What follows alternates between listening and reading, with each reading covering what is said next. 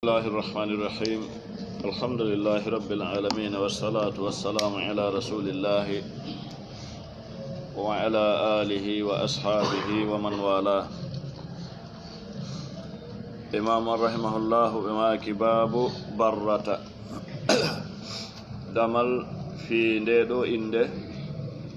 بمعنى سانسوغول ندو إنده ko ari kon immorde e sunna nelaɗo on sallllahu alayhi wa sallam e feesansugol nde ɗo inde barrata. en jantinoke fi mayre en yewtino tarjama fi sifa mayre ɓawo ga jantiɗe wonde karama koɓɓe rahimahumullahu ɓe ɓangini illa wonɗo on e mayre ma e sansugol nde ko waɗi noon hino e mayre honɗum ma'ana kanuɗo ka honɗum hino e mayre ma'ana mantugol hoore mum, hino e mayre ma'ana laɓɓingol hoore mum.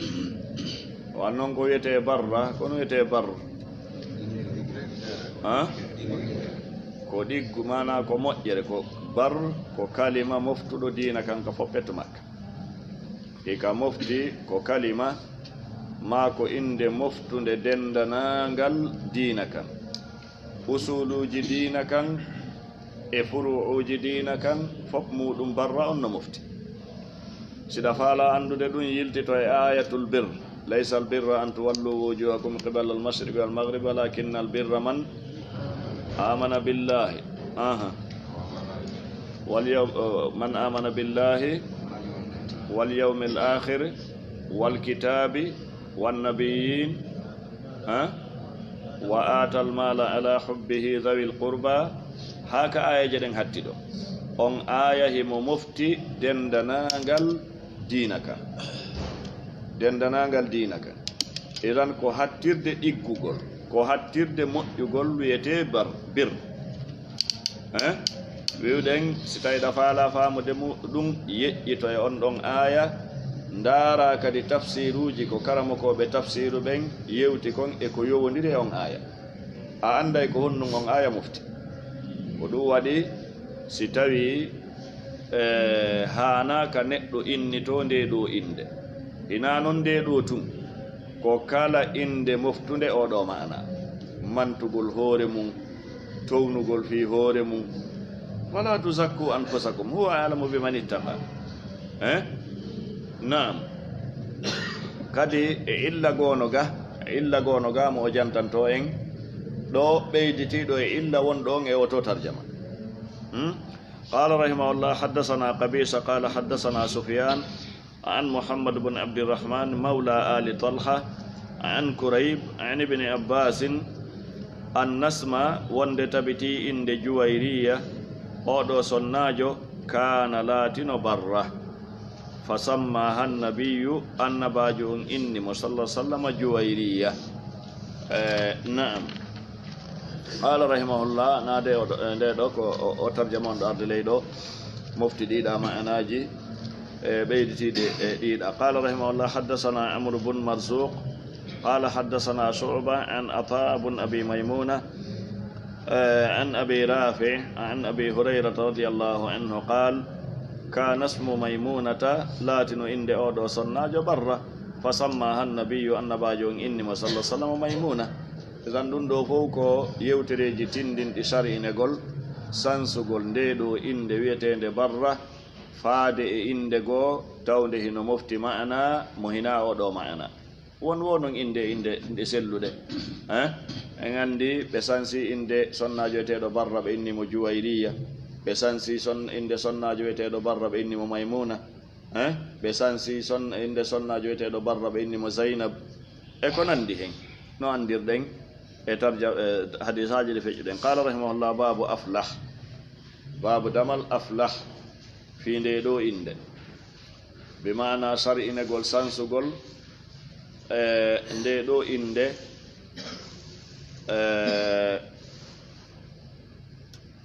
ko noni ma'ana aflah. ha joni ko ma'ana mufti ɗon e barra ko takko on woni ko mofti e aflah aflah ko malal malaɗo wiyete ko malal naam qad aflaha almu'minun e ko nandi hen qala rahimahullah حدثنا عمر بن حفص قال حدثنا أبي قال حدثنا الأعمش قال حدثنا أبو سفيان عن جابر رضي الله عنه عن النبي صلى الله عليه وسلم قال أن باجون وماكي إن عشت ستيم جوتي غرندان ستيم ووري بمعنى سمي جوتي بلد باو أو سائدو Allah ne laado be wurano na do ni faandare nan do ko iwde be yewti nde do yewtere si tawi be wuriti be juuti balde baaw dum nahaytu mi haday ummati mofti anden insha Allah ndo karmo ko be wi dum do no tindini wonde nde do inde mana hadore arde do den ma hadore nde be faandi do den ko wadi non do hadise Jabir on tindina wonde ɓe haɗuno tindina wonde ɓe haɗuno kono hadise gono ari hadise Samurata bun Jundub tindinɗo wonde nelaɗo sallllahu alayhi wa sallam ɓe haɗuno hadise Samurata ibnu Jundub on ɗon hadise no yewti laɓɓini ko alda e ihtimal wonde nelaɗo haɗuno karamo koɓɓe maki rahimahumullah ko ɗum waɗi ay fi jama on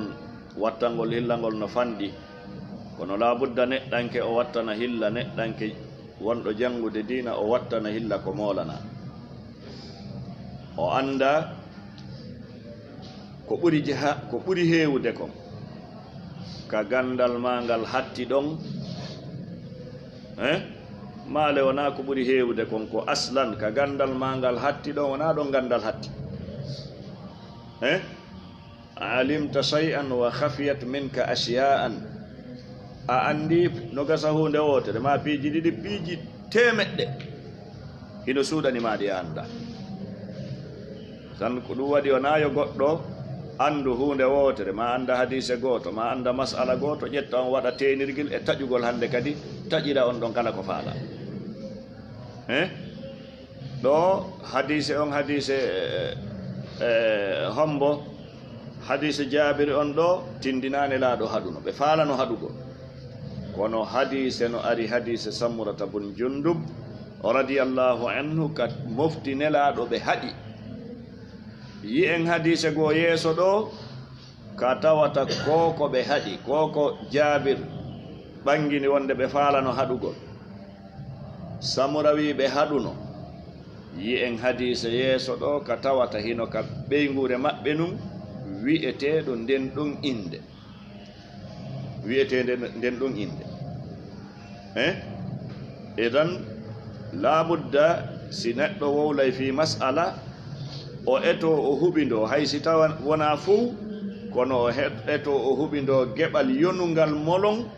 e nassuji arɗi ɗin fi on ɗon mas'ala la'alla no wawi ka nassuji waɗɗi ta'arudu ara e fi mas'ala goto wona moɓidirgol nassuji ɗin tun bal wawa ñawde hakkunde majji wawa hawtidirde hakkunde majji annon si ta'arudu ari ma si tawi ko wa'i wa ta'arudu ari e hakkunde nassuji haray lawol no wodi no rewrete ara nun ɗum karamo ko ɓemɓe wi'i rahimahumullahu ko attortede ko honɗum ko aljamu na wiigol oɗa no selli oɗa sella na wiigol oɗa no loyi oɗa lo'a na wiɗogol oɗo firti oɗa la ɗum no haton jini e dalil ara nun ɗum laawol aranolngol ko aljamu ko hawtinirgol hakkunde nassuji ɗi si ɗum ɗon newaki ara ko wiyete kon attarjih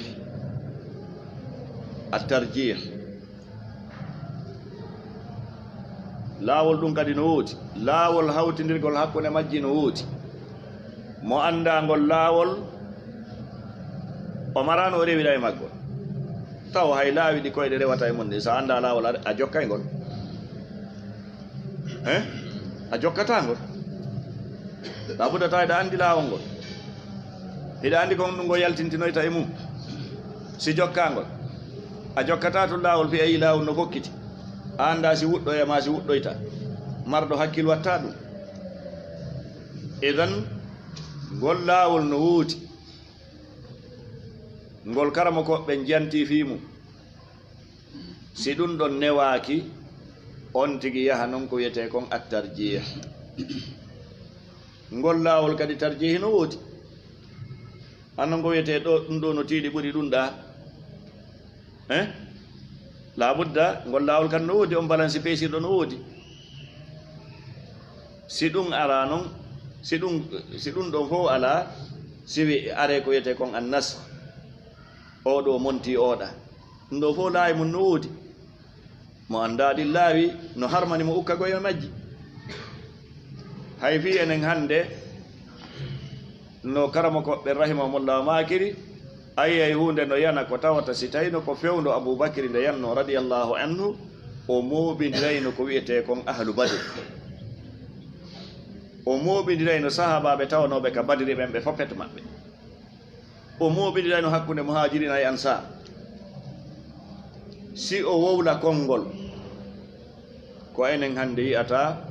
ko wiyete kon fuɗɗiɗo ɗaɓɓude gandal no suusi wowlude ɓuri ɗum kañum aboubacry radiallahu anhu ñande goo ɓe landano fi aya ɓeyni ko leydi honndi rondotolan ko kammu honngu ɗuwatanmi nde mi wowla e deftere allahu nden komi annda ko leydi honndi rondotolan ko kammu honngu ɗuwatanmi wona do e hoore leydi allah ndin mi yaata kammu allah ngun ɗuwanmi tawa mi wakkilo to wowlugol e nder deftere allah nden komi annda waɗi fitina on hannde himo mawni ha probléme ji ɗin hannde sen yiiɗi mara keerol ɗi ala kadi heɓude hal kara hanndi heɓirta solution en tori noon allahu tabaraka wa taala newende idan haɗore nden ɗo ko nahay maki si ko karaha wiya ko karahatu tanzih na karaha tahrim na harmingol ko karah ma ko nahyu tanzih ko fi laɓɓingol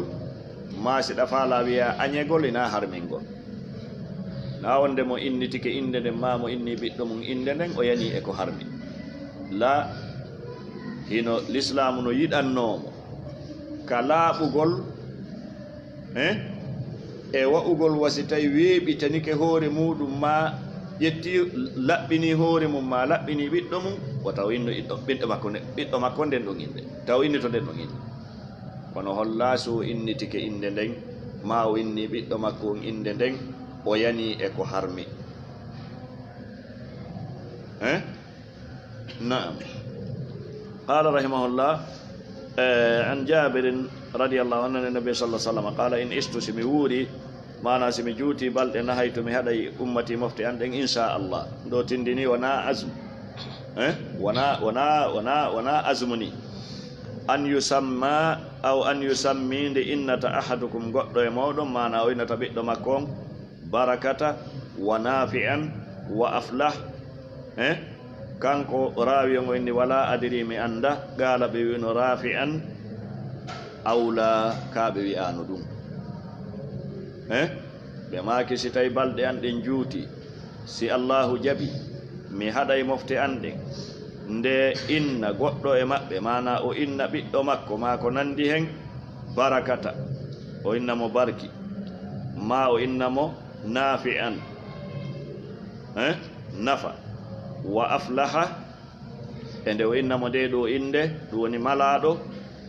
wala adiri mi anda qala haranelaɗo wino rafi an ɓantiɗo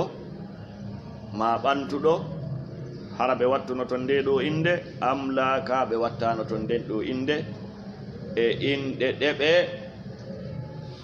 anniyinoɗen haɗugol si balɗe maɓɓe juuti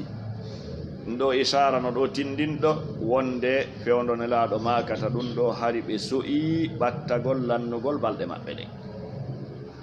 hari ɓe so'i ɓattagol lannugol balɗe maɓɓe ɗen, ko ɗum waɗi ɓe sartini in istu amma wattugol maɓɓe ɗum inchallahu ko ne'orgol neydi qur'ana wala taqulanna li shay'in inni fa'ilun dhalika gadan illa an yasha Allah. ɗo ko ne'orgol neydi qur'an ndi kala julɗo hani ne orde. Joni noon ɓe ɓangini illa on ko honɗum waɗuno ɓe faalano haɗugol, ɓe faalano haɗugol. Jabir wi ɓe faalano haɗugol. Riwayaji ɗin ɗiɗi, kala riwayaji Jabir ɗin ɗo ɗiɗi ko tindini ko wonde ɓe faalano haɗugol. Wiwɗen riwaya Samura on tindini wonde ɓe haɗuno fi'ilan. Naam, kono haɗore nden ko haɗore tanzih wona haɗore tahrim. Nelaɗo maki yuqalu ko waɗi noon yuqalu wi'ete ha huna baraka, ha huna baraka, hino ton baraka, fa yuqalu wi'e laysa ha huna, alaga baraka. Kono fa qubida annabiyyu, annabajo on tama ɗum woni ɓe feƴƴini sallah sallam o lam yanha ɓe haɗali an dhalika ganin ɗum ɗon. Imamu Albani rahimahullahu si tawi no wodi e moɗon jogiiɗo o waɗaɗo tahqiqu on,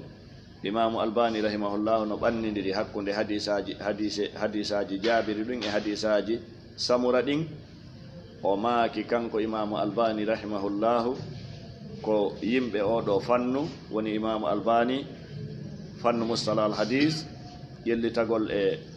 ko wiyete kon ulumul hadis. O wi'i riwodiral ala hakkunde hadise Jabiri on e hadise Samura on.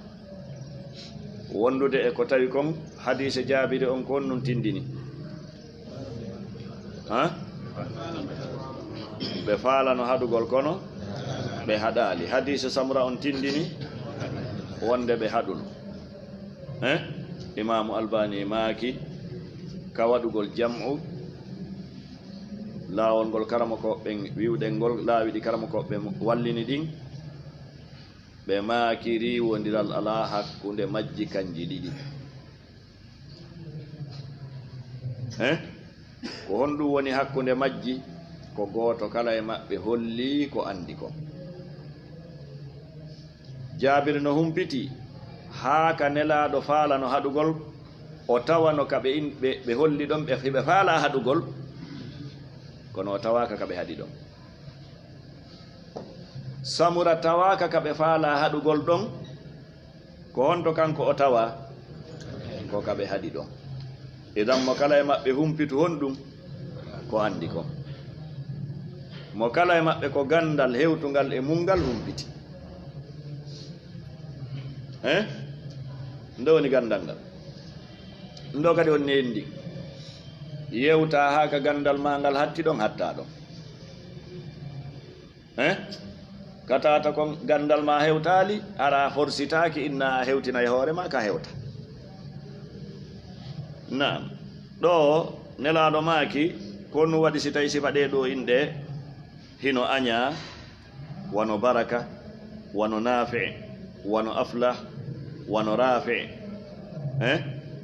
e ko nandi hen, barra e ko nandi hen. Ko waɗi noon kenen goɗɗo no ara o lande baraka no ton,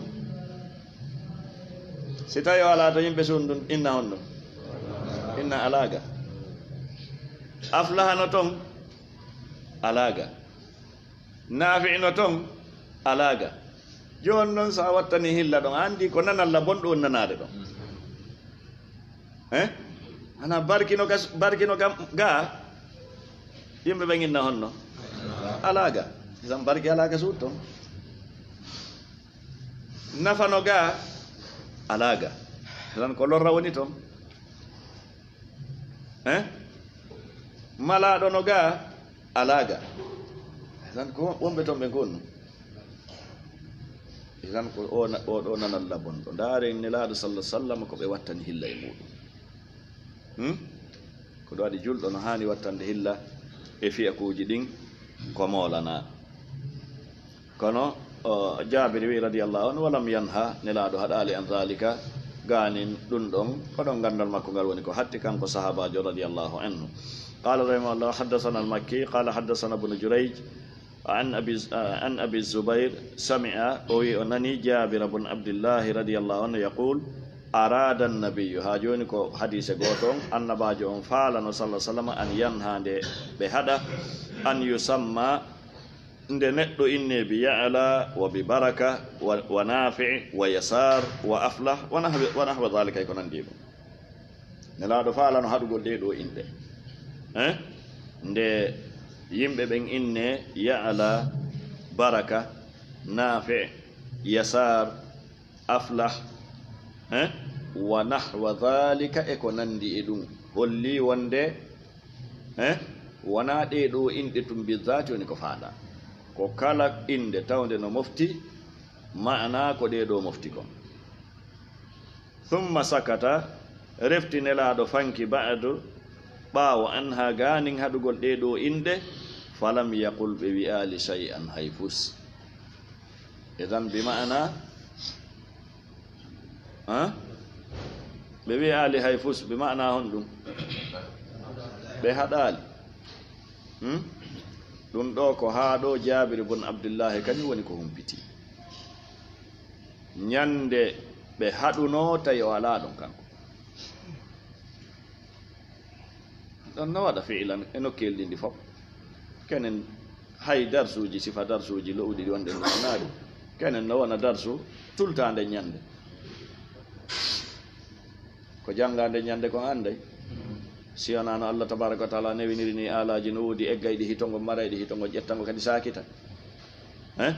si wona ɗum ala no humpitora ɗum ɗo ko ɗum waɗi sahabaɓe nelaɗo ɓen sallah sallam sen yii sahabajo goto tawɗo no mofti dendanagal ko nelaɗo maki kon on ala on o ala ko waɗi noon kenen ɓe yewta yewtere tawa kaari en no ɗon kono kaari en ala ɗon e jonde goo kadi ɓe yewta yewtere tawa ɓe wonnoɓe ɗo nde ñande ɓen ɗon ala ɗon ko woɓɓe goo woni ɗon e jonde goo kadi ɓe yewta yewtere tawa ɓeeɗo wonnoɓe ɗon e ndeya jonde aranere no ɗon kono wonnoɓe ɗon e jonde ɗimmere nden ala ɗon ko ɗum waɗi si Sayyidina Umar radiyallahu anhu fi wata darsuji nelaɗo ɗin ko ɓuri mawnude e majji ko wata laawormo kanko e ansariyankejo ɓe halduno wonde hande yo goɗɗo e maɓɓe siko yahowo ka ngesa yo yahu siko juloytoɗo yo juloyo siko aynuɗo yo aynoy oya e maɓɓe tawe darso yahuɗo ka golle mum on hande si o hewtiti kikiɗe o hewtitiroya ka suudu tawanoɗon e majlisi nelaɗon sallah sallam fii ko nelaɗo yewti kon nden ñande yo hendo e jungo on ɗimmo makko oɗa ɗimmo makko kañum kadi janggo yaha ka golle kanko o ara ka majlis kamɓe ko noon ɓe gerdayno ko noon ɓe feƴƴiniri gurdam maɓɓe ɗan ɓe hawtidiri hakkunde moƴƴere aduna nden e moƴƴere akhira nde haray neɗɗanke no hani wattande hilla e ɗum hande no newi kono welsidare nden e ittangol hillingol ko hande ɓuri naam qala rahimahullah babu damal rabah fi nde ɗo inde en andi nde ɗo inde no naati e ma'ana inde aflah eno naati e ma'ana mayre e inɗe ɗe nelaɗo sallah sallam faalano haɗugol balɗe ɓe haɗuno ka hadise samura radiyallahu anhu fi'ilan kono seede nde haɗore ɗon nde ɓe faalano ko haɗore laɓɓingol ma ko haɗore añugol wona haɗore harmingol en faama e oɗo hadise قال رحمه الله حدثنا محمد بن المثنى قال حدثنا عمر بن يونس بن القاسم قال حدثنا إكرمة عن سماك عن زميل عن أبي زميل قال حدثني عبد الله بن عباس رضي الله عنهما قال حدثني عمر بن الخطاب رضي الله عنه ndowoni ko tawata sahabajo no janga e jungo sahabajo. Abdullah ibn Abbas ko sahabi, Umar ibn al-Khattab ko sahabi, kono odo hadis Abdullah ibn Abbas ko e jungo Umar ibn al-Khattab jangi odo hadis. Koni kambe alhaali on wonirno. Qala o wi lamma atazala an-nabiy de annabijo on follino sallallahu alaihi wasallam nisaahu sonna makko ben gissa mo anduda fi mum fa idha ana bi Rabah tawi mido mi tawi odo suka wiyetedo Rabah non gulami rasulillahi sallallahu alaihi wasallam ko pay kun nelaado sallallahu alaihi wasallam gollo nelaado fanadaitu noddumi ya Rabah ista'dhin li dunganolang ala rasulillahi kanelado Allahu sallallahu alaihi wasallam. Na joni andi nde do inde dow ga hinde e sengole inde de nelaado farano hadugol den kande tawa kay majje kain fama lewten ne hinde tawa Naam ko wannon hinde jogi maana baraka nafi yasar aflah wanonon Rabah hinde naati e inde den hinde tawa e majje kama ana hinde tawa e majje kama ana joni non e hoore ko tawi kon hinde tawano e majje hinde tawa e majje kama ana odo ko pay kun nelaado sallallahu alaihi wasallam wi'ete kun Rabah wi'etedo ndedo inde tawde no mofti maana inde de nelaado faalano hadugol ma inde de nelaado haduno wano ardika hadisa Samura radiyallahu an kono e dow dum don fo tawi odo ko den inde innete himo ka nelaado sansalide tindini wonde dedo inde wi'egol majje faale ma hadugol mabbe dedo inde hadore nen ko hondum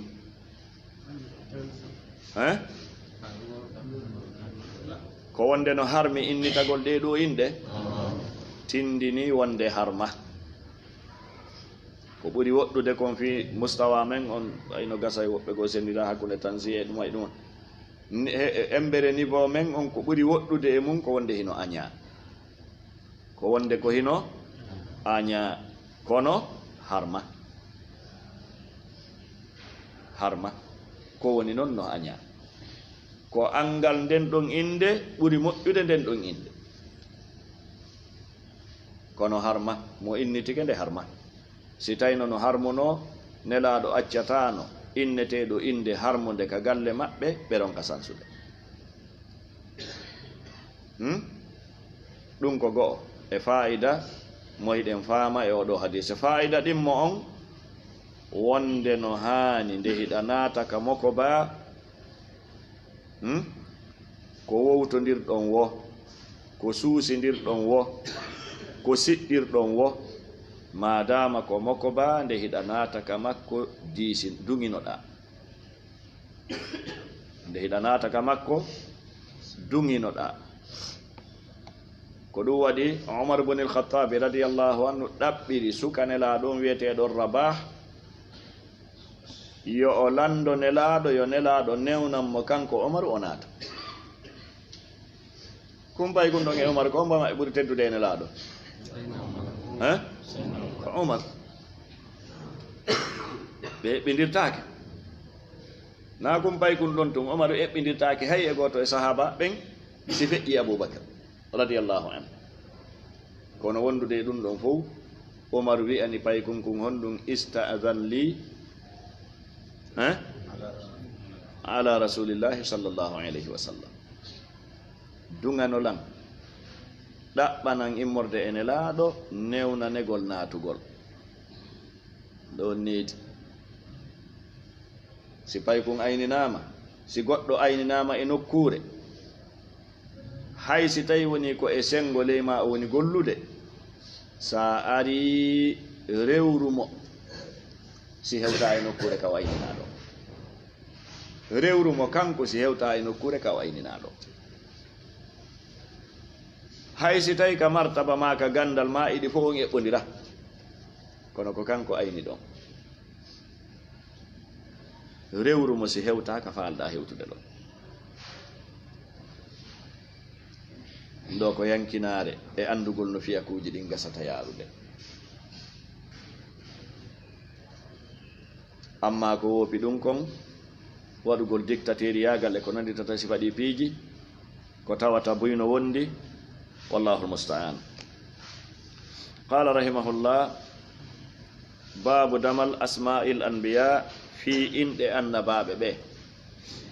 bimana dagagol hino ari e sengol e oɗo tarjama hadisaji tindinɗi dagagol innitagol ma innugol wonɗo e sengol e konngol mum ɓiɗɗo mum ma ko nandi hen inɗe annabaɓe ɓe sellugol muɗum dagagol muɗum bal yiɗegol muɗum innugol inɗe annabaɓe ɓe wonde hino dagi no gasa yi'a no inna Umar ibn al-Khattab radiyallahu anhu no haɗayno kono karamo koɓɓe rahimahumullahu ɓe jaabi e muɗum ko amma ko o wonno haɗirde ko fiwata mana ko teddingol inɗe annabaɓe ɓe bandiru wano dorogotoɗo yaro beere ko nandi hen wal iyadu billah si tawi ko inde annabajo wiyete hana no inni no inne inde annabajo kono ko golle jabbar gollata hana ko ngol kulol okkugol inde annabaɓe mirin e teddungal si tabiti haɗugol makko ngol ko ɗum o wonno haɗirde wona fi harmingol na fi harmingol mo ñaaway konngol goɗɗo yo anndu konngol faandi dow ko needi ndi neɗɗanke haani ne'orde julɗo mo ñaaway konngol goɗɗo yo anndu ko honɗum o faandi e konngol ngol naam qala rahimahullah haddasana abu nu'aym qala haddasana daud bun qays qala haddathani musa bun yasar ɗo kan no tindina en yasar tawaka e nde inde ɓawogande nelaɗo falano haɗugol ɗum ɗo fof no tindinana en mo wattani hilla wonandema yoga e inɗe ɗe nelaɗo falano haɗugol ma ɗe nelaɗo haɗuno haɗore nden ko haɗore añegol haɗore laɓɓingol na haɗore harmugol na ɗum nelaɗo sansayno ɗeɗo inɗe ɗe fof majje naam oɗo wi'i ma ɓeɗo karam ko ɓe innitatano ko ɗeɗo inde oɗo inni sami'tu aba hurayra mi nani abu hurayra ani nabi eggude annabajon sallah sallam qal o maaki wonde nelaɗo sallah sallam maaki tasammu inne bismi inde anden wala tukannu wata on jammitor be kunyati jammore anden fa inni tabiti min ana min abul qasim ko mi jammaɗo ndeɗo jammore nelaɗo maaki tasammu inne bimana inne ɓiɓɓe mon inne yimɓe mon bismi inde ande muhammad ahmad e ko nandi hen wala tukannu wata on jammu ma wata on jammito be kunyati jammore ande jammore nelaɗo nen ko abul qasim ka ɓe wi inne inde anden wata on jammito jammore anden fa inni tabiti min ana min abul qasim ko ni woni jammore anden qala rahimahullah haddasana adamu qala haddasana shu'ba an humayd at-tawil an anas bun malik radiyallahu anhu qal kana an-nabiyyu latino annabajon sallallahu alaihi wasallam fi suuqi kalumo latino kalumo tindini daga gol yahugol makko ba kalumo fa qala rajulun gorko wi ya abul qasim ko ayo abul qasim tay ko goɗɗo jammiti jammor nden ko on o woni noddude wonane laaɗo faandi noddugol o wiya abul qasim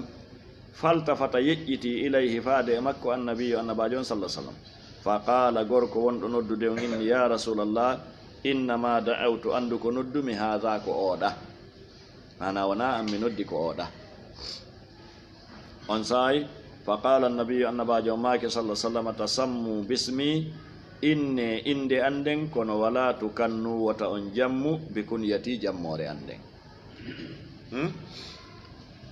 سافامي دو كدو ودي كلامكو بغوب ياري بوي ياري wonde haɗegol jammitagol jammore nelaɗo nden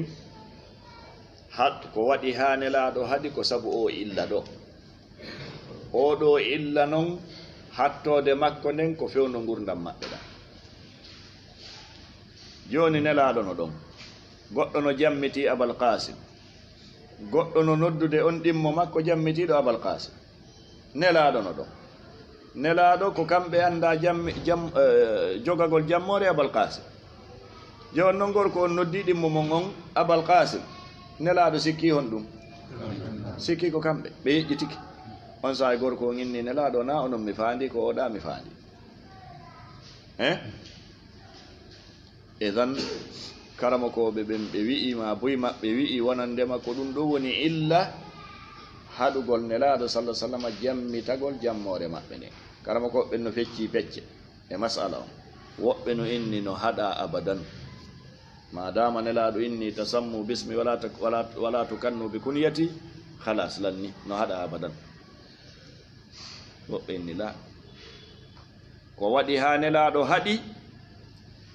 ko fiwata goɗɗo faytidirɓe e goɗɗo goo goɗɗo noddu goɗɗo goo ɓe nooto tawana kamɓe woni ko nodda ma wona wata goɗɗo nodduɓe goɗɗo goo nooto tawana on tigi woni ko nodda joni noon ɗum ɗon ɓaawa feƴƴingol maɓɓe no heddi ha joni la ɗum ɗon ko woduno ko fewno gurdam maɓɓe madama ɓe feƴƴini lanni ɗum ɗon illa on o taƴi woɓɓe yaari e karama koɓɓe rahimahumullah on ɗon mana mo kala e maɓɓe no jogii ko wiyete kon wiji hatu natar muɗum mana sengo ka ndaariri ɗon mo kala e maɓɓe no jogii ɗum ɗon hande kadi ko jistingol wodani on tigi ko honɗum kanko o ɓuri suɓaade e ɗin ɗon si tawi woni himo hewti mo jogii aalaji ko o suɓora aray ko ɗum ɗo wodanimo hande kadi qala rahimahullah haddasana abu nu'aym tan muhimmu on ɗum ɗo tindini wonde no dagi innitagol ma innugol ɓiɗɗo mum inde nelaɗo sallah sallam muhammad ahmad hamid e ko nandi hen قال رحمه الله حدثنا أبو نعيم قال حدثنا يحيى بن أبي الهيثم القطان قال حدثني يوسف بن عبد الله بن سلام قال أودوي رضي الله عنه سماني النبي النباجون إني لن صلى الله عليه وسلم يوسف نعندا يوسف كو إنده النباب الله يوسف بن يعقوب وأقعدني نلا جئني على حجره إدو بسمع بدن ومسح بمولي على رأسي إدو هوري عنده إذن فائدة جهيو دينو إندر أودو حديث غو دغغول innugol ɓiɗɗo mum ma innitagol inde annabajo wana nelaɗo inniri oɗo yusuf ɗiɗi no tindini yankinare nelaɗo sallllahu alayhi wa sallam sabu ƴettugol bobo on joƴƴinamo ka hoori buse maɓɓe tati ha joni no tindini newagol maɓɓe mowlugol maɓɓe hoore bobo on ɗo tindini ɗiɗo fa'idaji wonde no tawa e needi no tawa e yankinare ƴettugol bobo ɗimmo mum joƴƴina ka buse mum hara townitanaki ɗum fi ko karamokojo ma fi ko lanɗo ma fi ko patronjo la wano noon kadi mowlugol hoore bobo on ndo kadi ko hunde sar'inade heɗen andi mawɓe meɗen hino andira sifa ɗi piiji naam ko ɗum waɗi piiji buyi hino waɗeteno ka meɗen alhaaliji buyi no tindini wonde ɗin ko e gandal ɓurino hay si tawi noon wonɓe gollitirde ɗum ɗon ɓen e no gasa zamanu fewno angumanditiɗa ngun ɓe anda ka windi ɗon kono koko ɓuri e gandal ko amma ko ɓe yiiri ganduɗuɓe ma ko ɓe naniri ganduɗuɓe ɓe andi golle mun ɗen e konguɗi mun ɗin no woodi ka tippi haray ɗum ɗo fof ko neediji eɗen andi kadi no tawa e fayida ɗum ɗo on kala mo ƴettuɗa ɓiɗɗo muɗum joƴƴinɗa ka hoore buse ma mawluɗa hoore makko ɗum ɗon ko wiyete kon weltare wonay ka ɓernde makko sabu ɗum adday tiiɗugol jokkodiral hakkunde maɗa e makko kala ko tawata hino tiiɗinira jokkodiral hakkunde julɓe ɓen l'islamu no rerɗini ɗin ɗum piiji qala rahimahullah حدثنا أبو الوليد قال حدثنا شعبة عن سليمان ومنصور وفلان سمعوا بن سالم بن أبي الجعد عن جابر بن عبد الله رضي الله عنه قال أودوي ولد جبننا لرجل ونن دغوركو منا إمرد أمم من الأنصار جاء بيتاكم بمدينة بين غلام بيكم غرم وأراد أفالا أن يسميه إن بوب مكو محمدا قال شعبة في حديث منصور إن الأنصاري تبتين دوتاكا جو مدينة قال أوي حملته وندي مبوب أما رندي مبوب أما وكي مما على عنقي يدودان أندن فأتيت به أرض مبوب النبي كأن باجون صلى الله عليه وسلم وفي حديث سليمان ولد له جبن نام غلام بيكم فأرادوا بفعل أن يسميه نديو إنكم محمدا قال نلا رماك تسموا إني باسمي إندي أندن ولا تكنوا وتأن جمّ ما وتأن جمّ بكنيتي جمّور أندن ما وتأن جمّ جمّور أندن فإني تبتي من إنما جعلت أندم ودام قاسما سندو أقسم مدو سندو دي بينكم حق دي مودون مدو سندو دي حق دي مودون kala ko tawata konno newi sendugol miɗo sendude ɗum hakkunde moɗon tawa ko ɓuri mawnude ko nelaɗo wonno sendude ngal ɗo gandal ɗo waɗi ɓe maaki nokkugo innama ana qasimun wallahu yu'ti min komi wonɗo sendude allahu ko kanko woni jondude kanko woni okkude kanko woni yeɗude naam no tawa ko ɓuri mawnude ko nelaɗo duumino sendugol tawi ɗum ɗon ala tajondirde ngal ɗo gandal naam mana sendugol ngol ko hiɓe yewtude e tawde fuu ɓe jonna fuu amma hendagol ngol ɗum ɗon ko embere alhaaliji yimɓe ɓen tawfiigu ko allahu waɗani yimɓe ɓen kon e laaɓugol ɓernde e yaajugol ɓerɗe ko allahu waɗani yimɓe ɓen kon e uddutugol miranji ɗin han noon yahuɗo e darsu no ɗaano e yahuɗo e darsu no wattani hilla ɓen ko gootum konko jonnaɗon ko gootum ɓen hendoto na gootum ɓen hendoto yahuɗo no yankini no toƴƴini no wattani hilla piiji ɗin fof mana uhuba timmuɗo heɓilaari timmuni ɗo wondi e muɗum e on tawɗo no yehi no yawiti no hayfini no koyfita ɓen ko gootum na gootum ko embere isti'dadu neɗɗanke on embere tawfiigu ko allah waɗani neɗɗanke on kon embere yaajugol ɓernde e huɓɓugol hakkil ko allah waɗanimo ko ɗum ɗon ko allahu jonnata amma seri naam wonɗo tippude e sababuji muɗum ɗi wa qala husayn bu'istu qasiman aqsimu baynakum mi imminama ma mi nelama ko mi wonɗo sendude miɗo sendude hakkunde moɗon قال رحمه الله حدثنا محمد بن العلاء قال حدثنا أبو أسامة عن بريدة بن عبد الله بن أبي بردة عن أبي بردة عن أبي موسى قال أبو موسى الأشعري رضي الله عنه وماك ولد لي مجبنا غلام بيكم فأتيت به أردم بيكمكم النبي كأنباج صلى الله عليه وسلم فسماه النباج إني بيكمكم إبراهيم إبراهيم كو إنده إنده النباب الله تبارك وتعالى إبراهيم الخليل ndo kadi ko tawaɗum e mahallu shahid ko tindini dagagol innitagol ma innugol geɗal ɓe muɗum inɗe annabaɓe ɓe naam fa hannakahu o wuji e ka ɗakkude makko bi tamratin tamarore ko ɗum wiyete tahnik ko comme sifa ko wiyete kon toɓɓugol hande wa da'a lahu ɓe toranimo bil barakati barki wa dafa'ahu ɓe jonnitimo ilayya faade an wa kana on ɗon laati akbara waladi abi musa ɓurɗo mawnude e ɓiɓɓe abi Musa. Naam, ko fa'idaji fa'ida honɗum fameten e oɗo hadis.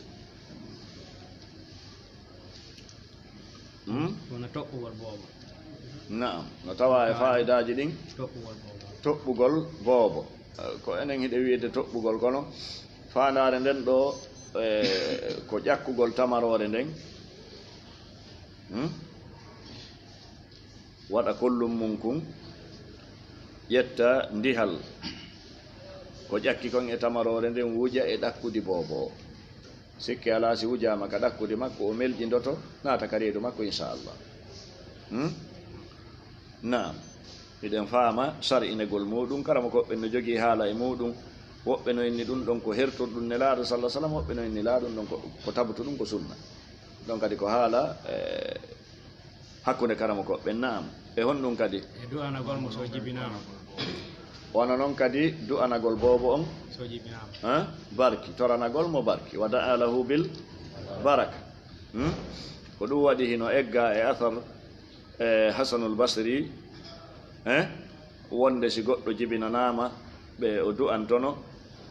ko honno barakallahu laka fil mawludi wa rusikta birrahu wa balagha asuddahu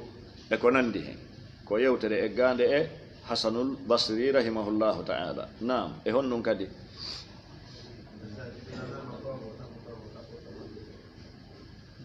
naam naɓugol mo ka mako baɓɓen ndo noon ko wattante ɗum hilla e muɗum si tawi ko barki ɗaɓɓirgol ɓe barki ma barkinorgol ɓe haray la barkinorgol zati ko hattu ɗum ene laaɗo sallallah sallam waɗetake qiyasa e goɗɗo go. Naam, e honɗum kadi innugol inde annabaɓe ndu woni tarjama on. E honɗum kadi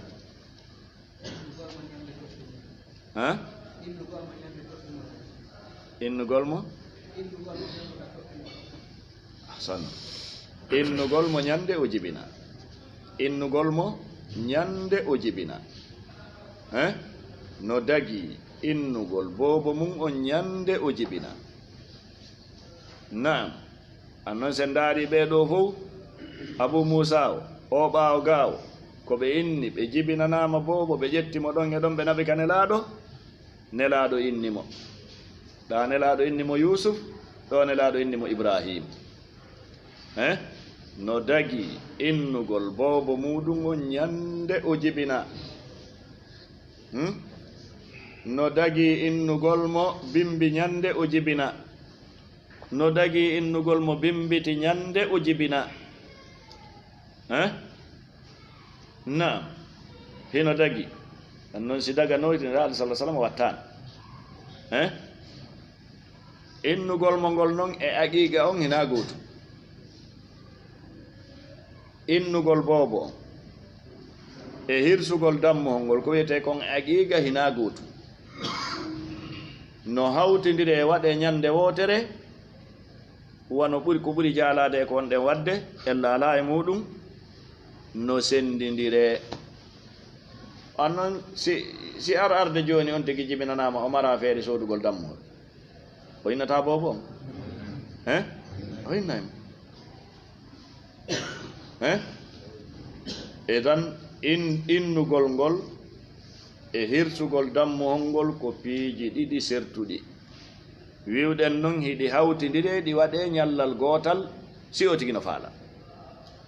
on tigi acci ha ñande jeeɗiɗi ta ko nden ñande o noddi inde nden ko nden ñande o hirsi dammuhol ngol kono kadi hiɗen anndi no tawa e ko yiɗa honɗum ka boobo on jibina ɗon si tawi on tigi waɗi ɗum ɗon hara yo acci hunde goo wiyande no yiɗa wan noon no tawa e ko en fof annduɗen no wiya no yiɗa ñande on tigi jibina noddingol ka nawru ñamru darna ka nawru nanuru watta ɗum honnum wowlugol inde makko wowlugol inde makko nde. Naam, ɗo noon kadi no tawa e ko ɓuri moƴƴude par ce que muskila no yanede e muɗum kadi on tigi inna boobo mum on kene yumma boobo on inna nanden inde ɗon kañum faala ma mawɓe makko ɓen kanko si tawi mawɓe makko no wuuri ko ɗum waɗi alhaaliji ɗin no sirti jama wattana hilla alhaaliji ɗin no sirti joni si tawi aaden yumma makko e ɓen makko fof no wuuri e aaden taw ɗo yumma makko e ɓen makko wuura alhaaliji ɓeeɗo ɗin no sirti on tigi no jibinane boobo o yeeto baaba en makko wonde mi jibinanama boobo ɓe inna ko ɗum ɗo nde ɗo inde faala ya inni si tawi noon hari o inninomo inde goo andi wona e ɓittindi ka edan hallu no woodi no sella on tigi yewtida e ɓe o yewtidata ɓen ha yatto boobo on jibinede ko ɗan no sella innugol boobo atta heew jibinede goɗɗo inna joni gonno innirta boobo gatto o jibinede o anda sigo gorko ma sigo debbo sigo gorko himo andi ko inde on nde o faala si tawi Allah waɗi ko gorko sigo debbo ko inde on nde o faala emo wawi yewdude ɓe weddata o yewtida e ɓeygu makko o yewtida e maw makko ɓen atto wadde tawa si waɗi hiɓe famodiri ɓe fotti e konkol amma si tawi himo andi so wowli ko ɗum arowo dirtina ala ɗum ɗon ko feere noon alhaaliji ɗin no serti madama alhaaliji ɗin no serti na yiɗi waɗi hunde wotere karamo koɓe wi sariya on jaɓata sendidirde hakkude piiji sertuɗi hawtidirde hakkude piiji sertuɗi ma sendidirde piiji hawtuɗi tan li kulli maqamin maqal ɗo ko wattanti ɗum hilla e muɗum kono almuhim hino selli ka sariya innugol bobo mum on ñande o jibina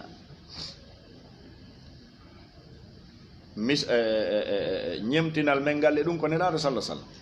ko ɓe jibinana geɗal maɓɓe on ibrahim o jibina jemma weeti bimbi ɓe juulide e sahaba en subaka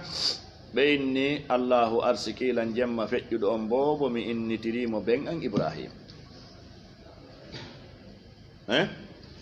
kono wiwɗen on tigi wattana hilla e alhaali mo fewndoti on kañum rewra laawi gaseteɗi reweede ɗin tawa ko wiyete ko muskila yana ali hakkude makko e ɓeygude makko ma yana hakkude makko e maw makko ka tawno no woodi laawol rewetengol ta ɗum waɗaali nam hada wallahu alam wa sallallahu ala nabina muhammadin wa alihi wa sahbihi ajmain faida sakkitoro on no dago ka goɗɗo jammire ma nodditire inde ɓiɗɗo mum hara wona afo ko waɗi noon en faami ɗo wonde o ɗo mo nelaɗo inni ibrahim ko geɗal hombo abu musa al ashari abu musa ko on ko inde makko nden noon ko jammore makko ko ɓiɗɗo makko wona nodditire e tan joni noon en faami ɗo ko ibrahima woni ɓiɗɗo makko mawɗo on wona noon o jammira mo jammira on ko ɓiɗɗo makko abu musa mo jogi ɓiɗɗo yeteɗo musa kono ibrahima no hecci musa kono wona abu ibrahima o inna kanko abu musa ko abu musa ka bal no sella ka goɗɗo jammire hara wona inde ɓiɗɗum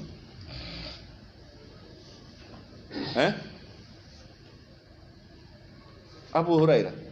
abu hir kono ni hir abu hurayra no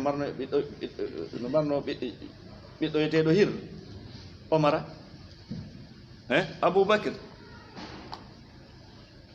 aboubacre mara ɓiɗɗo yeteɗo bacre abou zar mara ɓiɗɗo yeteɗo zar abou hafs jammore ko sayna omar jamma ko mara ɓiɗɗo yeteɗo hafs no sella ka goɗɗo en hewtoye ɗum yeeso ga ndo kadi ko damal yaajungal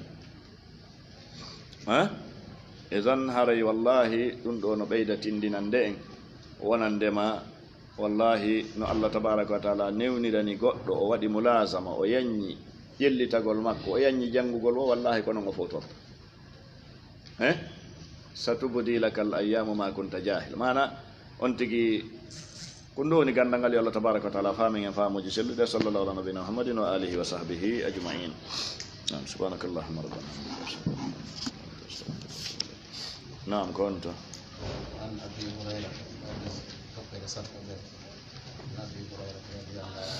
بسم الله الرحمن الرحيم صلى الله على نبينا محمد وآله وصحبه أجمعين هري ndeɗo deftere usulul iman imam rahimahullahu o maaki e sengoley babu ma'rifatillahi azza wa jalla wal imani bih o maaki kanko imamu rahimahullahu an abi hurairata radiallahu anhu marfu'an hadise on ko ɓantaɗo e nelaɗo sallah sallam nelaɗo maaki yaminullahi ñaamo allah ngol ñaamo allah ngon mal a ko heewugo moƴƴereji la yagiduha ala ɗuytude ɗin moƴƴereji nafaqatun sakkagol nafaqatun dépensugol nafaqatun arsukugol sahha'ul layli ko heewugo wanjagol jemma on wanna haare e ñalorma o nelaɗo maake ara aytum yeetela ma anfaqa hunde ko allahu sakki bi mana konko o arsiki mundu khalaqa samawati immorde iwde ka o tagi ɗon kammuɗiɗi wal arda e leydi ndin fa innahu konko o sakkiɗo lam yagid ɓuytali ma fi yaminihi ko woni kon e ñaamo makko ngon kanko allahu tabaraka wa taala wal qistu nunɗal ngal bi yadihi l ukhra no e ngoya jungo yarfa'u himo ɓantude wa yahfidu himo joltinde akhrajahu imamuɓe ɓen ɗiɗo yaltini oɗo hadis akhrajahu imamuɓe ɓen ɗiɗo yaltini oɗo hadis iɗon andi ka fannu hadise si innama akhrajahu aray ko homɓe ɗiɗo ni ko fanda ɗon yaltini oɗo hadis ko imamul bukhari e imam muslim akhrajahu ko imamul bukhari e imam muslim oɗo hadise selluɗo imamu rahimahullah o addimo e sengole e oɗo tarjama babu ma'rifatillahi azza wa jalla wal imani bi fi andugol allahu tedduɗo mawɗo on e gomɗingol allahu tedduɗo mawɗo o haray nelaɗo sallah sallam maake e hadise on ko raɓɓiɗi kon hadise on no tindini siforgol allahu tabaraka wa ta'ala juuɗe wonde allahu tabaraka wa ta'ala no mari juuɗe ɗe o handi e muɗum ɗe en landotako ko honno wayi ko honno fotata newotako ka anden kono gomɗingol ɗum ko wajibi naam en waylata kadi en sansata en ɓolɗinta en yeridirta nelaɗo maaki e juuɗe allah ɗen kadi no tindini wonde juuɗe allahu ɗen no sifore jungo ñaamo allahu no mari juuɗe ɗiɗi ɗe o handi e muɗum wongo e majje ko ñaamo wono nelaɗo maakiri ɗo yaminullahi kono ni yamin ko ñaamo yaminullahi ñaamo allahu ngon mal a ko heewugo moƴƴereji la tagiduha ala ɗuytude ɗin moƴƴereji nafaqatun dépense arsukugol ko woni arsukude tagore nen kon ɗum ala ɓuytude ɗin moƴƴereji balno ari e hadise no gasa mo addi mo yeeso ga o wi allahu tabaraka wa taala ko o sakki ko o dépensi e tagore makko nden nde foppetto mayre si innama noon tagore nde na yimɓe ɓentu yimɓe ɓen wo jinnaji ɗin wo mummunteji ɗin wo kulle ɗen wo kala tagore allahu nden tabaraka wa taala arsike mayre on ko allahu woni ko fawti ko o dépensi kon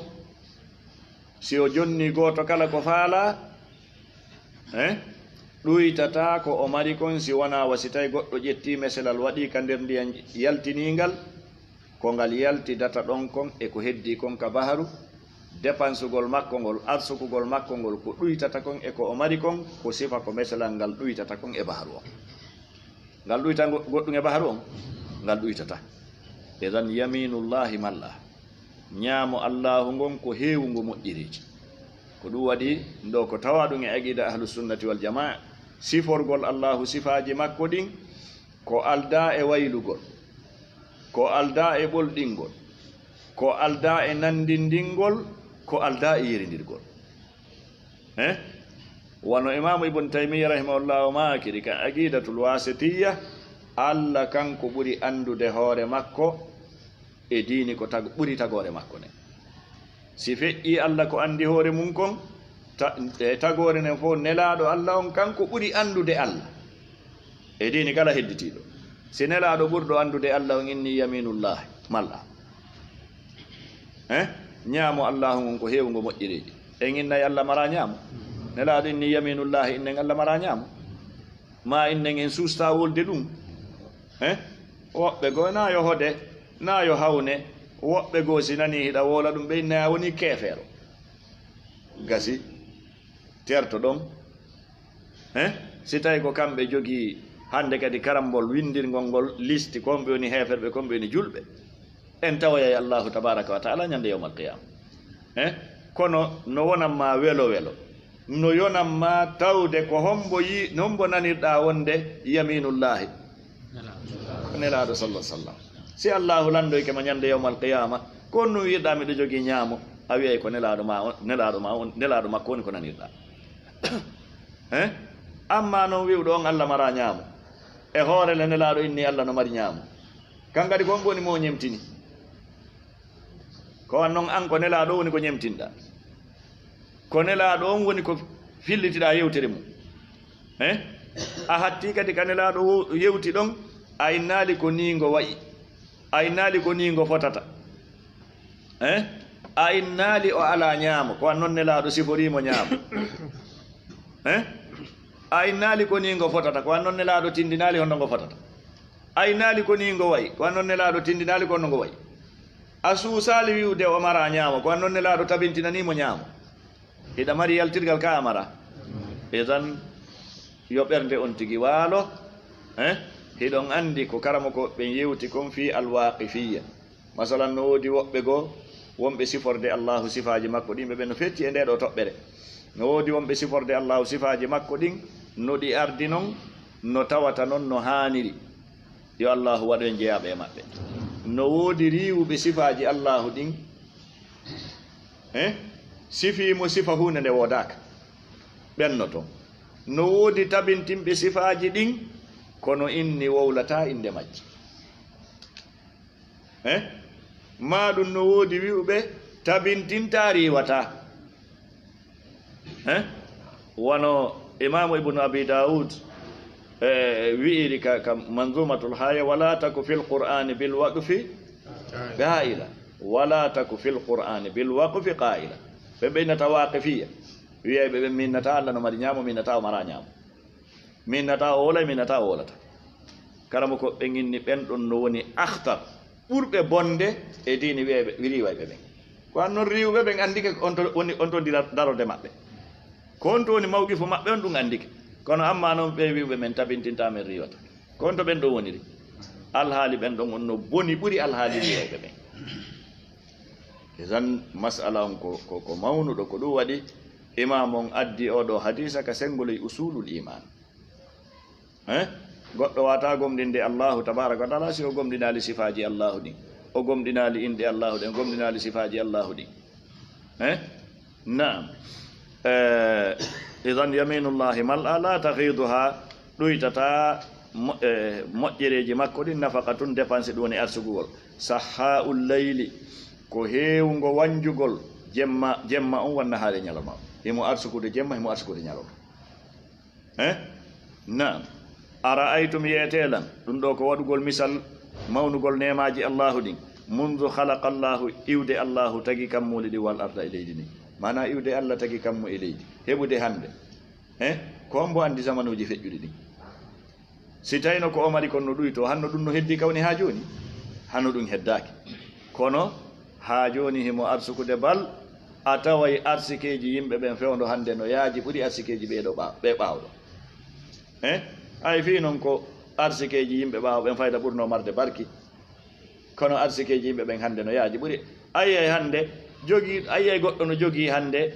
ɓawɗo no fandi mo yata no jogiiɗo oto on ko patron molana ɗum wiyeteno ma darni suudu paani hande ko onno ɗum fewdori jogagol oto on hande no konta e goɗɗum fus kontaga e fus tan hino yaara yeeso tum fa innahu tabiti wondema lam yagid ɗuytaali ma ɗuytaaki ma fi yaminihi ko woni kon e ñaamo makko ngon kanko allahu tabaraka wa taala wal qistu nun ɗanngal biyadihi l ukhrano e ngoya junngo ɗum ɗon tindini hon ɗum wonde wona ñaamo tum o mari junngo goo kadi no ari nokkugo ka o innitigo ko ngo nano no ari kadi wakilta yadayhi yamin juuɗe makko ɗen ɗiɗi kala ko ñaamo kono no ari ka innita nano kono ko nano bi ma'ana ñaamo idan arsike on no ka ñaamo nunɗal ngal no e ngoya jungo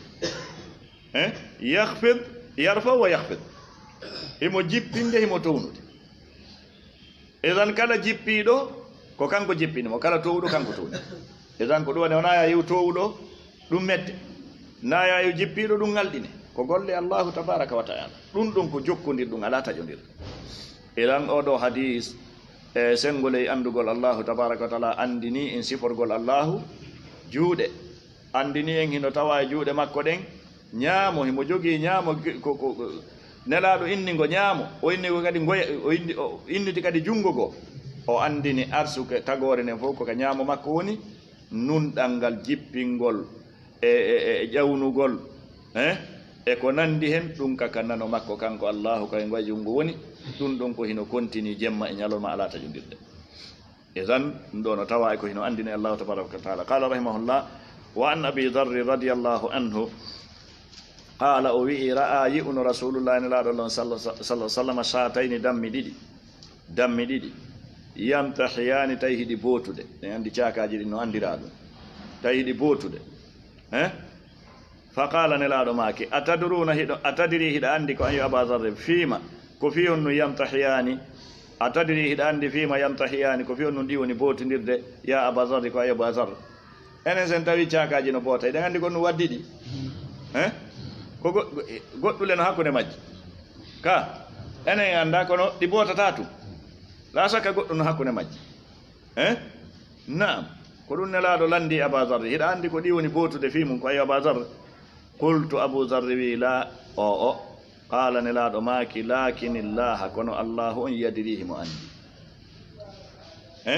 wa sayahkumu arma o ñaawoya baynahuma hakkude majji kanji ɗiɗi rawahu ahmad idan oɗo hadise tindinani en sabu raɓɓuɗugol sa'i on oɗo hadise tindinani en e sengoley tarjama babu ma'rifatillahi wal imani bi oɗo hadise tindinani en siforgol allahu gandal atadiri fima yantahiyani ya aba dhar qultu la qala allahu allahu yadiri allah no andi ay ya'lam allah no andi ɗum ko go'o ɗiɗi wa sayahkumu baynahuma o ñaawoyay hakkude majje esan ɗum ɗo tindini oɗo hadise ko tindini ko siforgol allahu tabaraka wa taala ganda hay mummunteji ɗin ko haɓata kon andi hay dontoñe hay colli haɓay ka bolle haɓay piiji ɗin fof no haɓa naam allah himo andi ko waddiɗi ko ɗum ko go'o ɗiɗi o ñaawoyay hakkude majji ñande yawmal qiyama joni ko yimɓe ɗiɗo haɓata ma ko gori ɗiɗi haɓata ma ko leyɗi ɗiɗi haɓata tawa allah anda ko yimɓe ɗiɗo haɓata tawa allah ñaawoyta hakkude maɓɓe cakaji ɗiɗi si haɓi dontonde ɗiɗi si haɓi bolle ɗiɗi si haɓi allah no andi ko waddiɗe kon ɗum ko go'o ɗiɗi o ñaawoyay hakkude majje ñande yawmal qiyama edan ɗum ɗon ko sifa ko kullu fu tawiyata kon yoka seedo en na yen sikku ko wonɗen haɓude kon allah anda himo andi ko wonɗen haɓude kon himo andi ko woni en waddude kon himo andi ko hombo tooñi o ñaawoyay kadi hakkude meɗen ñande yawmal qiyama sen yii allahu inni ko innama yahsa llaha min ibadihi l ulama mo andi ɗum ɗo fof hattirde andugol o renoto ka o renotata wallahi o renoto o hulay allah tabaraka wa taala cakaji ɗiɗi ko woni bootude allah no andi ko waddiɗi allah ñaawoyay hakkude majji ñande yawmal qiyama eɗon andi no tabiti ka allahu inni ɗon keefeɗon o wiye ya laytani kuntu turaba allahu wi nelaɗo sallah sallam maaki ñande yawmal qiyama allahu ñaawoyay hakkude mummunteji marɗi galaɗi e ngumaji ɗin ɗi yotto o waɗana ngumaji ɗin gala ɗi yotto ko marɗi gala ɗin wownoɗi kon tooñude ɗi yottodira hakkude majji ha timmatis on sahay noon o wiyana ɗi wonte mbullaari ko on sahay keefeero yeloto hara kan kadi o wontayno mbullaari harayitema aljanna alanama edan oɗo hadis ko tindinɗo siforgol allahu gandal e siforgol mo ñaawugol hakkunde tagore nden ñande yawma alqiyama qala rahimahullah rawahu ahmad qala rahimahullah wa an abi hurairata radiallahu anhu anna rasulullah sallah sallam qala nelaɗo janguno hadihi l aya inna allaha ya'murukum an tu'addu al-amanati ila ahliha aya mo anduɗon ila qawlihi inna allaha kana sami'an basira inna allaha kana sami'an basira nelaɗo woni wa yada'u hiɓe fawde ibhamayhi kolli maɓɓe gori ɗin ɗiɗi ala udunayhi e dow noppi maɓɓe ɗin ɗiɗi wallati taliha hondu hikkiɗo ma kolli hikkiɗi ɗin e kolli gori ɗin hiɓe waɗude ɗe ala aynayhi e dow gite maɓɓe ɗen ɗiɗi rawahu abu daud wabnu hibban wabnu abi hatim oɗo hadise kadi ko raɓɓiɗi kon ko tindinɗo fi sifaji ɗiɗi e sifaji allahu tabaraka wa ta'ala ɗum woni nanugol e yi'ugol nanugol e yi'ugol ka allahu inni ɗon inna allaha kana sami'an basira amma aya on hiɗon andi fi makko inna allaha ya'murukum an tu'addu al-amanati ila ahliha allahu no yamirde on yon tottu hoolaje ɗen faade e yimɓe hoolaje ɗe karamo ko ɓe wi ɗum ɗo no mofti diina kanka foppet makka hino mofti kadi gurdan neɗɗanke on ɗan foppet majjam kala ko neɗɗo hoola o halfina ma o aynina ma o diisina ino naati nder ɗo ko fanɗi e ko mawni ko fanɗi e ko mawni allahu no yamirde on yon tottu hoolaje ɗen e yimɓe majje o sa woni yeeso hara yimɓe ɓen ɓe hoolima ɓe waɗuma yeeso e ka ɓe waɗuma yeeso ɗon si ɓe halfine wano noon si ɓe ñawle wano noon si ɓe luɓe wano noon si ɓe resine wano noon naam wona kalifutu woni amana wona kalifutu woni amana amana ko huɓutu ɗum allahu noon no yamirde on yon tottu hoolaje ɗen faade e yimɓe majje o iɗon andi sababe jippagol o kono nde woni sababe jippagol o ɗo aya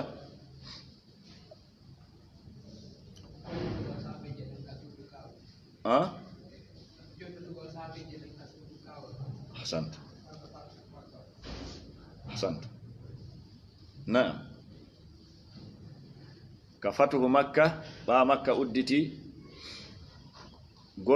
gorol joginongol saabije kaaba ko gorol abi shayba ɓen jogino saabije kaaba ɓay makka udditi sayna ali radiyallahu anhu yehi jaɓiti saabije ɗen e jungo maɓɓe allahu tedduɗo mawɗo on jippini oɗo aya on sayi nelaɗo noddi ali ƴetti saabije ɗen e jungo ali jonniti fami joginoɓe saabije ɗen ko ɗum waɗi ko e jungo ɓen saabije kaaba on woni ha ñande yawmal qiyama hay goto yeesojo hay goto arali ƴettuɗo saabije ɗen e jungo ɓen no jorta kadi waɗata ha ñande yawmal qiyama karama ko ɓen ƴetti ɗo wonde si a woni yeesojo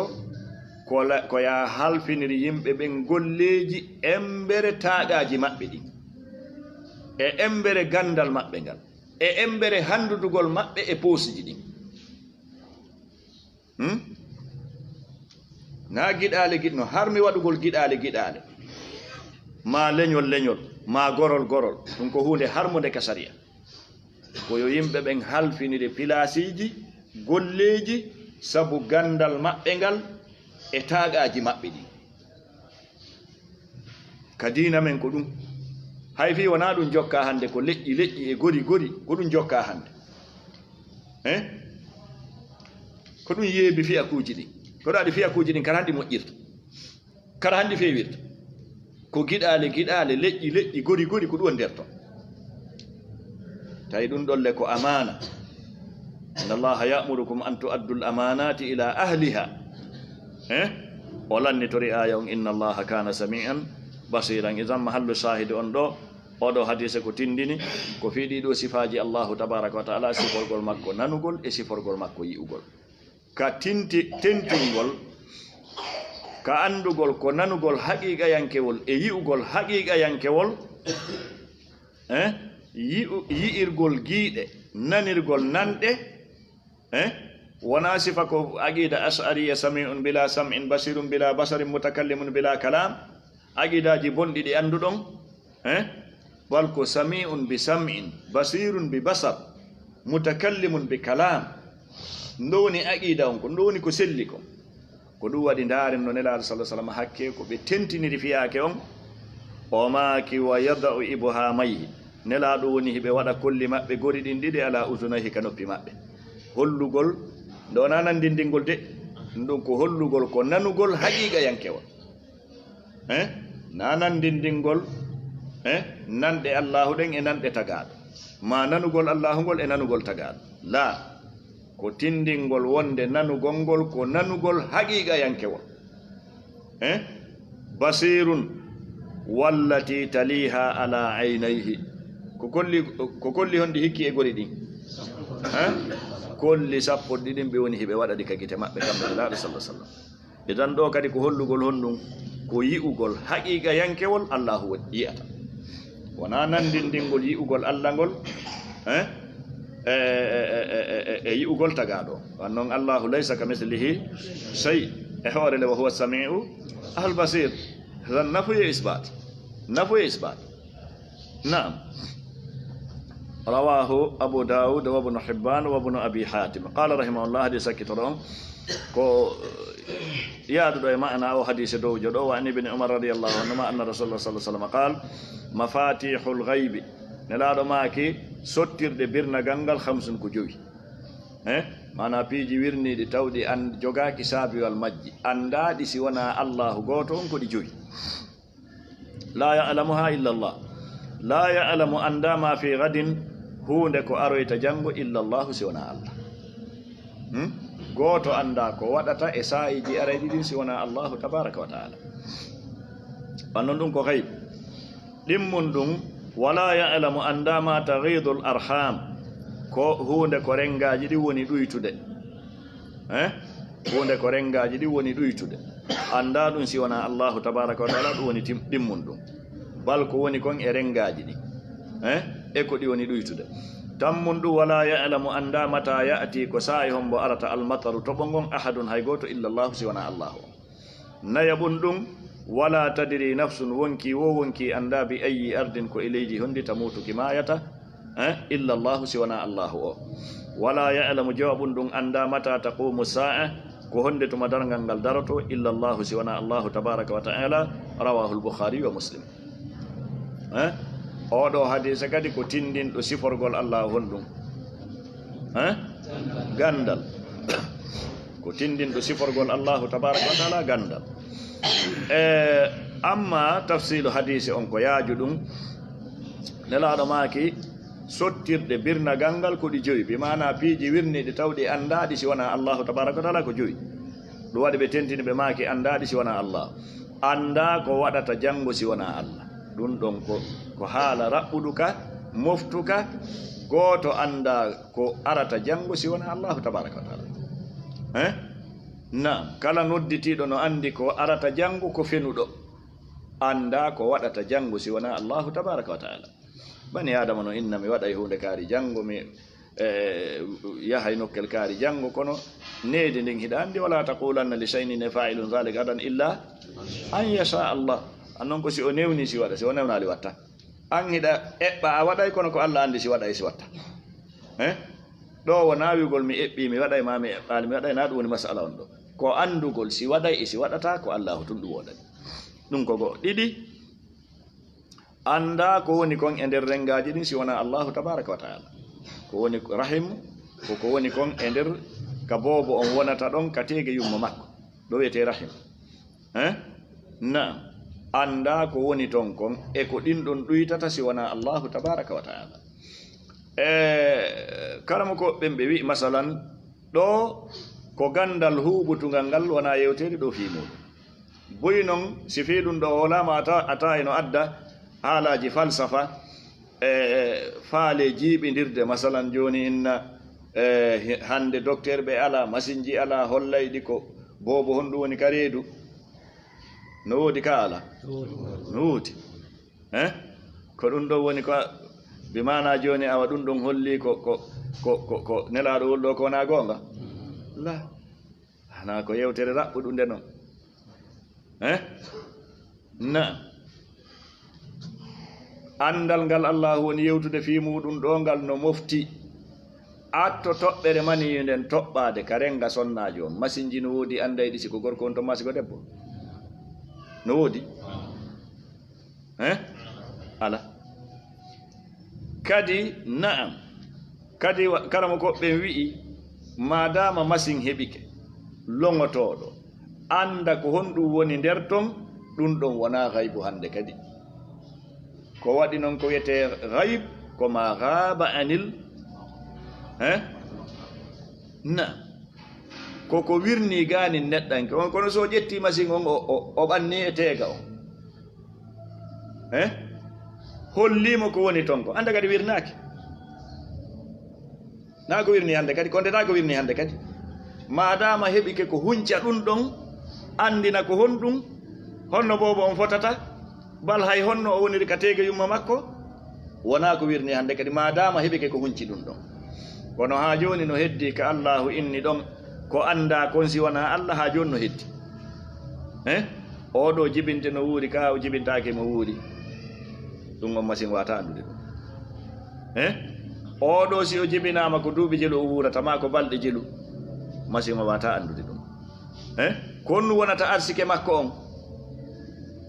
konnu heɓata konnu heɓatamo masin o wata andude ɗum ha joni ka Allah inni ɗon anda ko on ton kon si wona kanko ha joni ɗum no heddi oɗo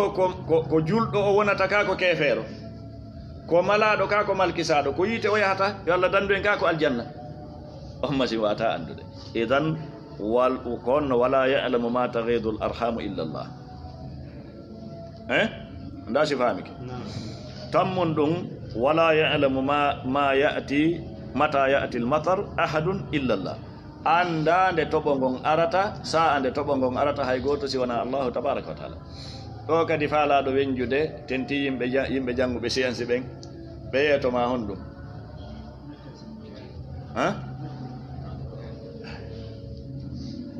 ɗum kadi ngal gandal wona gandal suuɗi ko waɗi noon nde hiɓe wowla ɗum ɓe ndaara woni hon ɗum ɓe ndaara woni weeyo ngo yaasi on no niɓɓiti ndiyan ko wiyeten ko ndiyan no ƴawi ɗum ɗon ko ihtimal ko tamaw ko ɗum waɗi ka julɓe maɓɓe ka julɓe ɓen wowlayɓe ɓen ka julɓe ɓen ɓay ɗum no woodi na no andora mandeji kadi wano weñugol nangue no ando yontere atto nangue weñude no ando edan ko alamat ko amarat julɓe maɓɓe ɓen ko wiyata ko inchallahu no tañƴinaka toɓotiɗugo ara janggo inchallahu no tañƴinaka hendu waɗa janggo inchallahu no tañƴinaka ngulendi waɗa janggo kono ɓe wattay ɗon kalima hon ɗum inchallah tindini waɗay ka waɗata ɗum ɗon ko Allah hertori andugo amma en l'islamu riwatago e hunde wodande nayo goɗɗo kadi innuɗo wonde sikka famugol sunna janngugol tawhide e sunna ko fennugol piiji tawɗi ko waaƙi ko piiji réalité ji woodaɗi la ɗum ko ha bawa ɗum ko noon e jofoyagal islamu jaɓata sifa ɗin piiji ko woni islamu kañum wallinayi hunde nden ka mbaalodi mayre e tan ɗum ɗon ko tamaw kadi ko tippude e maande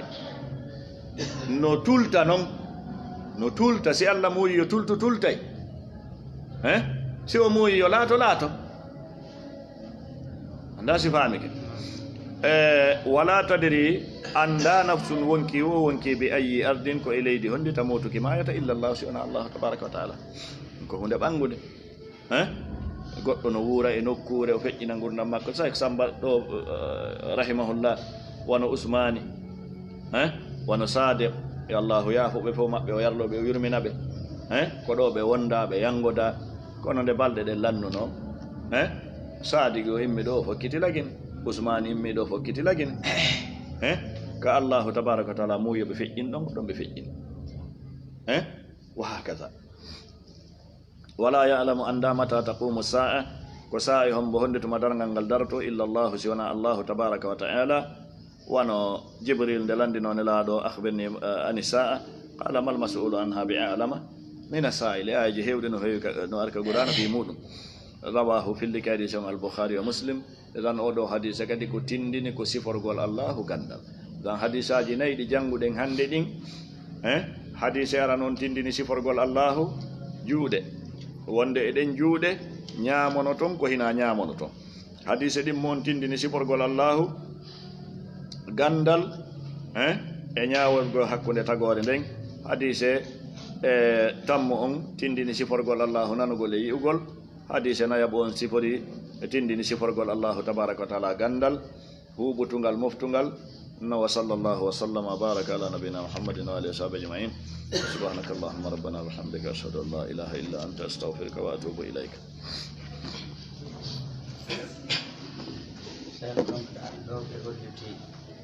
seno duno e bakka maɓɓe mo ɗon ɗon bakka maɓɓe ko konta e ɗine ɗon